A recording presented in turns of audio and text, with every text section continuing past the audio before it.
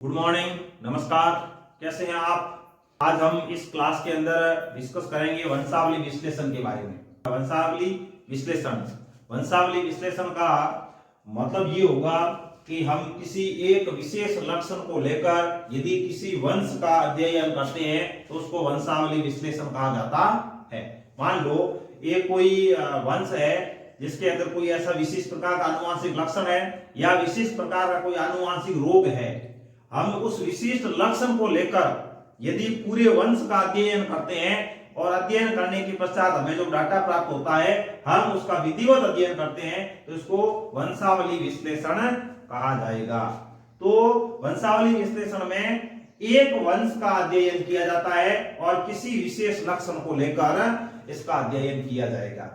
तो वंशावली विश्लेषण में क्या होगा, किसी विशेष लक्षण के संबंध में एक वंश का अध्ययन करना वंशावली विश्लेषण कहलाता है। अब ऐसा हम क्यों करते हैं? क्योंकि जब वंश का अध्ययन करेंगे और एक विशेष लक्षण को लेकर अध्ययन करेंगे तो ये लक्षण है वो आनुवंशिक होगा, आनुवंशिक रोग हो सकता है, आनुवंशिक लक्षण हो सकता है। तो जनक पीढ़ी से संतति पीढ़ी के अंदर जो संतान उत्पन्न होगी उनमें आनुवंशिक लक्षण कैसे होंगे, हम पहले से ही जो संतान उत्पन्न होगी उसके बारे में हम पहले से ही पता लगा सकते हैं कि इसमें कौन सा लक्षण आएगा। मेंडल के नियमानुसार यदि हम देखें तो जैसे F1 पीढ़ी है, F2 पीढ़ी है, उसमें कौन सा जीनोटाइप होगा, कौन सा फिनोटाइप होगा, तो ये हम पूर्व अनुमान लगा सकते हैं। तो इसमें देखिए आनुवंशिक लक्षण है, आगामी पीढ़ी में कौन सा लक्षण प्रकट होगा इसकी संभावना का अध्ययन किया जाता है वंशावली विश्लेषण के अंदर। मतलब आगामी जो पीढ़ी है, जनक से जो संतति पीढ़ी है उसके अंदर कौन सा लक्षण प्रकट होगा उसकी संभावना का अध्ययन किया जाता है।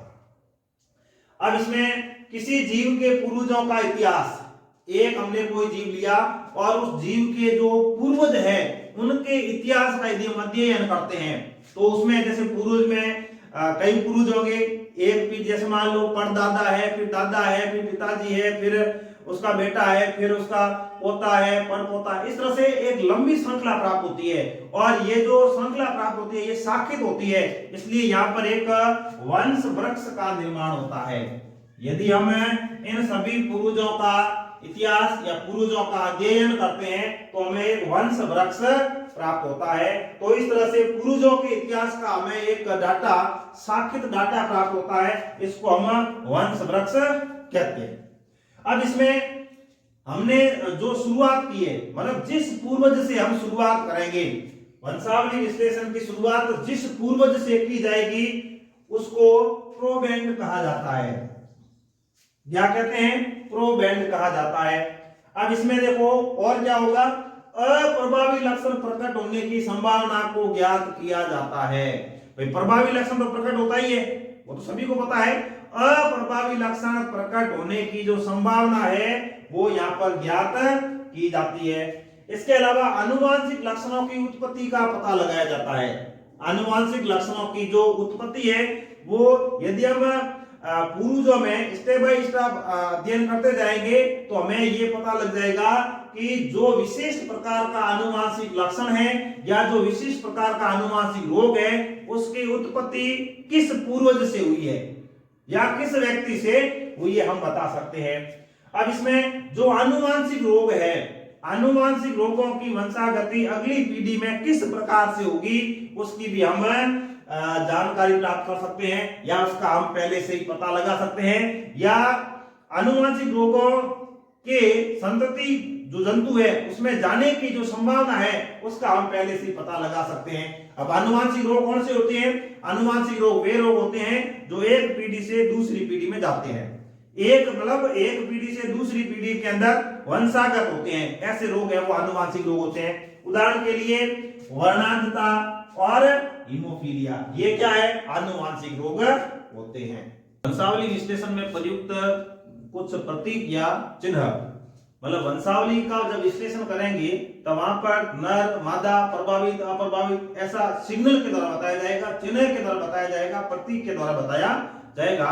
तो इसके में कौन कौन से प्रतीक या चिन्ह काम में लिए जाते हैं? देखो सबसे पहले यदि एक ऐसा चिन्ह है, प्रतीक है जो वर्ग की तरह है तो ये सामान्य नर है। मतलब वर्ग की तरह है तो ये नर है, और यदि बीच में ऐसे लाइन कर रखी है, इसमें कलर भर रखा है जो कि रेड कलर होगा, कलर भरा हुआ है तो ये प्रभावित नर, गोल है तो ये क्या है, मादा है, इसमें रेड कलर यदि भरा हुआ है तो ये प्रभावित मादा है। और यदि ये ऐसा दे रखा चिन्ह समचतुर्भुज की तरह, तो यहां कोई लिंग का उल्लेख नहीं किया गया है। अब यदि ये प्रभावित हो तो इसके अंदर भी कलर भर दिया जाएगा। तो ये नर, प्रभावित नर, मादा, प्रभावित मादा, उल्लेख नहीं है ऐसी कितनी संतान है, उसके लिए ये चिन्ह रहेगा। और यदि ये प्रभावित है तो इसमें भी कलर भर दिया जाएगा। तो ये कुछ है वो चिन्ह या प्रतीक काम में लिए जाते हैं। अब देखिए नेक्स्ट, वंशावली विश्लेषण के अंदर पति पत्नी के बारे में बात होगी, क्योंकि वंश आगे बढ़ेगा, संतान उत्पन्न होगी, तो पति पत्नी मिलकर करेंगे।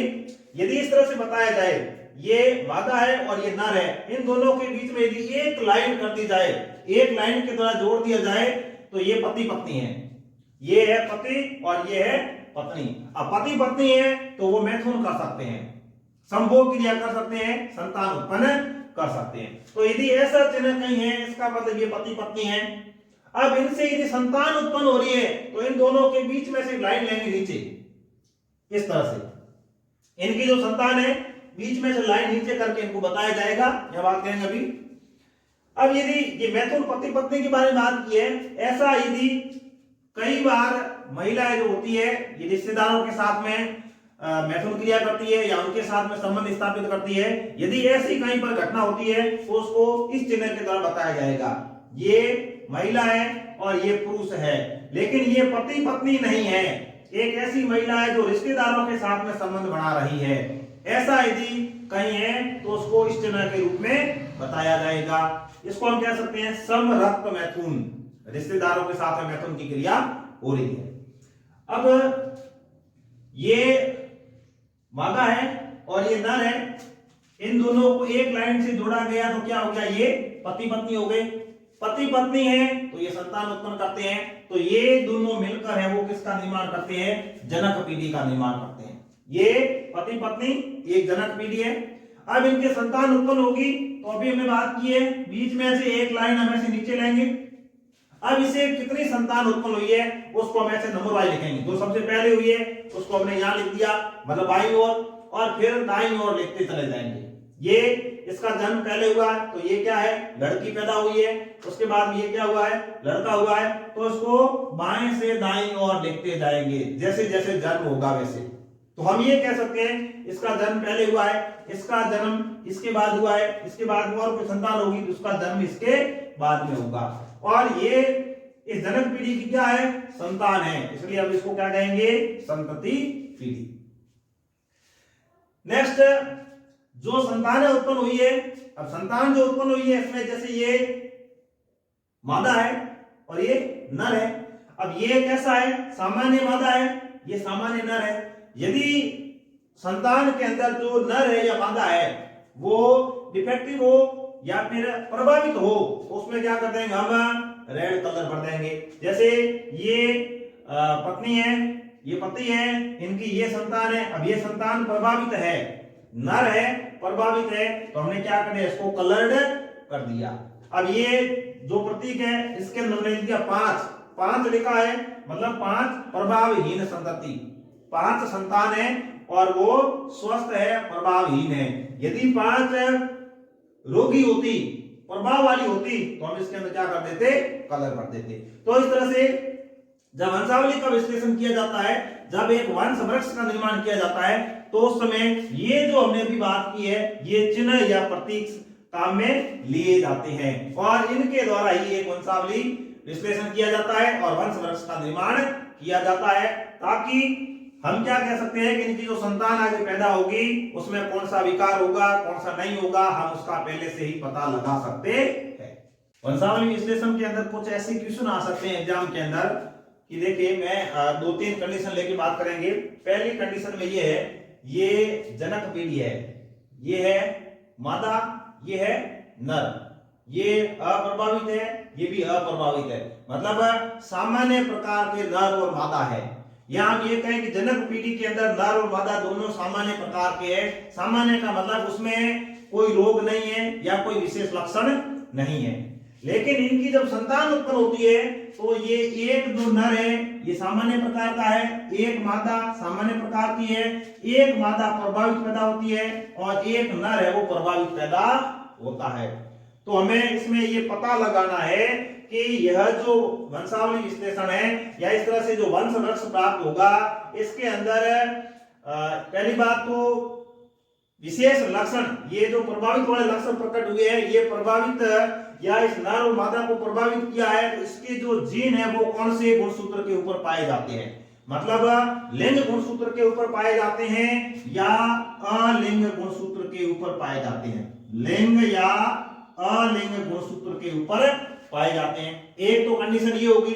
दूसरा, ये लक्षण प्रभावी है या अप्रभावी, लक्षण प्रभावी है या अप्रभावी, इसकी हमें क्या करनी है, जांच करनी है या इसका हमें पता लगाना है। तो देखिए सबसे पहले इसमें क्या होगा, जनक सामान्य है लेकिन संतान प्रभावित हो रही है। इसका मतलब ये हुआ कि ये जो लक्षण है ये जनक पीढ़ी के अंदर नहीं है लेकिन संतति पीढ़ी के अंदर है। इसका मतलब क्या होगा, मेंडल के नियमानुसार बात करते हैं तो जो F1 पीढ़ी होती है, F1 पीढ़ी के अंदर अप्रभावी लक्षण नहीं होता है लेकिन F2 पीढ़ी के अंदर अप्रभावी लक्षण प्रकट हो जाता है। तो वो कंडीशन यहां बन रही है, ये F2 पीढ़ी है इसके अंदर अप्रभावी प्रकट हुआ, ये F1 पीढ़ी है इसके अंदर अप्रभावी प्रकट नहीं होता है, प्रभावी प्रकट होता है। इसका मतलब ये लक्षण कहां से आया, ये लक्षण इससे भी ऊपर से आया। इसका मतलब ये लक्षण है वो कैसा है, अप्रभावी है। यदि प्रभावी होता तो यहां प्रकट होता। जो जनक के अंदर लक्षण है वो लक्षण यदि संतति पीढ़ी में आते हैं इसका मतलब वो प्रभावी है। अब ये जनक से संतति में नहीं आई है, ये जनक की जनक पीढ़ी है उससे संतान के अंदर आए हैं। इसका मतलब ये लक्षण कैसा है, अप्रभावी। दूसरी बात, ये प्रभावी है अप्रभावी, ये कैसा है, अप्रभावी। अब ये लिंग गुणसूत्र के ऊपर है या अलिंग गुणसूत्र के ऊपर है, मतलब इस रोग के लक्षण या इस विशेष लक्षण के जो जीन हैं वो कौन से गुणसूत्र के ऊपर पाए जाते हैं, लिंग गुणसूत्र के ऊपर पाए जाते हैं या अलिंग गुणसूत्र के ऊपर पाए जाते हैं। तो देखिए इसके लिए बात करेंगे कि ये जो लक्षण है ये नर और मादा में समान रूप से प्रभावित कर रहा है। ये जो इसके अंदर जो अप्रभावी लक्षण है ये नर और मादा दोनों को प्रभावित कर रहा है।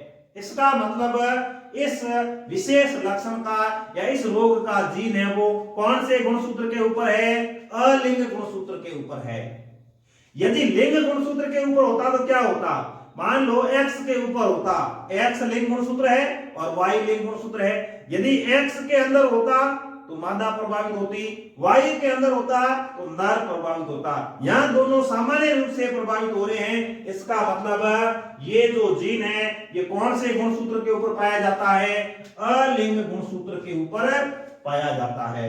इस तरह से ये जो मैंने एक उदाहरण दिया है इसमें जो जीन है वो कैसा है, यह जीन है वो अलिंग गुणसूत्र के ऊपर पाया जाता है और अप्रभावी होता है। तो ये जो वंशागति है ये अलिंग अप्रभावी वंशागति कहलाती है। या इस तरह से ये जो विशेष लक्षण है वो अलिंग गुणसूत्र के ऊपर पाया जाता है, अप्रभावी रूप से आगे प्रकट होगा। तो ये जो पहली कंडीशन है उसमें हमारे सामने कंडीशन क्या है, अलिंग और अप्रभावी। दूसरी कंडीशन के बारे में बात करते हैं। देखिए जनक पीढ़ी के अंदर या जो पैतृक है माता पिता दोनों में से यदि एक प्रभावित है, मान लो यहाँ पर ये नर प्रभावित है और इसकी जो संतान है इसमें नर और मादा दोनों प्रभावित प्राप्त होते हैं, तो देखो इसमें क्या होगा, इसमें जनक प्रभावित है और संतान भी प्रभावित है। इसका मतलब ये लक्षण नेक्स्ट अगली पीढ़ी के अंदर आया है। इसका मतलब ये प्रभावी है।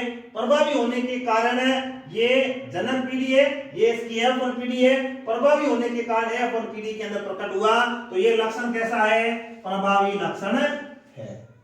दूसरी बात है ये कौन से गुणसूत्र के ऊपर पाया जाता है, तो ये नर और मादा दोनों को समान रूप से प्रभावित करता है। इसका मतलब इसका जो जीन है वो कौन से गुणसूत्र के ऊपर पाया जाएगा?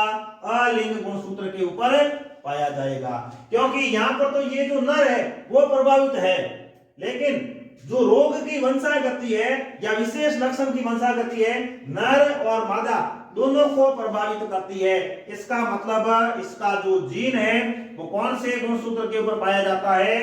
अलिंग गुणसूत्र के ऊपर पाया जाता है। इसलिए हम इसको अलिंग प्रभावी कहते हैं। यहाँ पर जो लक्षण की वंशागति है वो अलिंग गुणसूत्र के ऊपर पाई जाती है और प्रभावी होती है। नेक्स्ट जो कंडीशन है उसमें देखिए, जनक पीढ़ी है, जनक पीढ़ी के अंदर नर प्रभावित है, मादा प्रभावित नहीं है। मतलब नर के अंदर रोग है, मादा के अंदर रोग नहीं है। और इसकी जो संतान है, संतान की बात करते हैं, 4 संतान है, 4 में से 2 जो मादा होती है वो प्रभावित होते हैं, नर प्रभावित नहीं होते। अब यहां पर देखो एक लिंग विशेष प्रभावित हुआ है, मतलब ये हुआ कि इसमें जो मादा है वो प्रभावित हुई, नर प्रभावित नहीं हुए। एक विशेष प्रकार का लिंग प्रभावित हुआ, इसका मतलब इसका जीन कौन से गुणसूत्र के ऊपर पाया जाता है? लिंग गुणसूत्र के ऊपर पाया जाता है। दूसरी कंडीशन इसमें देखेंगे, ये नर है, ये मादा है, ये प्रभावित है, ये प्रभावित नहीं है। इनकी संतान पैदा हुई, यहां पर भी 4 संतान है, लेकिन 4 में से 2 जो नर है वो प्रभावित हुए, मादा प्रभावित नहीं हुई। इसमें मादा प्रभावित नहीं हुई है, इसमें नर प्रभावित नहीं हुए हैं।